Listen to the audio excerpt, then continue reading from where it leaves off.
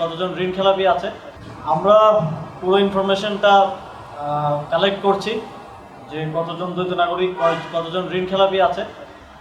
একটা যদি নিউজের রেফারেন্স দেয় তাহলে 31 জন ঋণ খেলাপি আছে এখন পর্যন্ত। দ্বৈত নাগরিকের সংখ্যাটাও এর কাছাকাছি হবে। আমরা পুরো রিপোর্টটা প্রকাশ করব সামনের দিনে। আবার অনেকের দ্বৈত নাগরিকত্বের বিষয়টা আপনারা জানেন অনেক ক্ষেত্রে গোপন থাকে আর কি।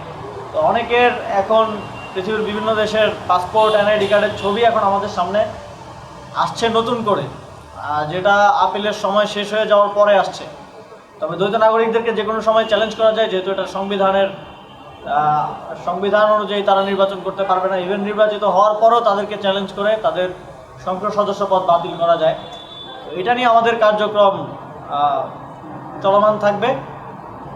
এবং আমি কালকেও বলেছি, আজকেও আমাদের আহ্বায়ক বললেন যে নির্বাচন সুষ্ঠুভাবে আয়োজিত হবে এটা নিশ্চিত করা এবং সেই নির্বাচনে অংশগ্রহণ করার মাধ্যমে একটি গণতান্ত্রিক রূপান্তর আমরা বাংলাদেশে চাই, যার মাধ্যমে আমরা যে নতুন বাংলাদেশের স্বপ্ন 2024-এর গণঅভ্যুত্থান দেখিয়েছিল সেটার বাস্তবায়ন, সেটার সুফলটা বাংলাদেশের মানুষ পাবে।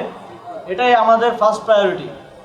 কিন্তু আমরা সকল স্টেক হোল্ডারদেরকে এবং নির্বাচন আয়োজনের সাথে যারা জড়িত সবাইকে আহ্বান জানাবো, এমন কোনো পরিবেশ তৈরি করবেন না যেখানে আমাদেরকে বাধ্য হতে হয় ভিন্ন কোনো কিছু চিন্তা করার জন্য।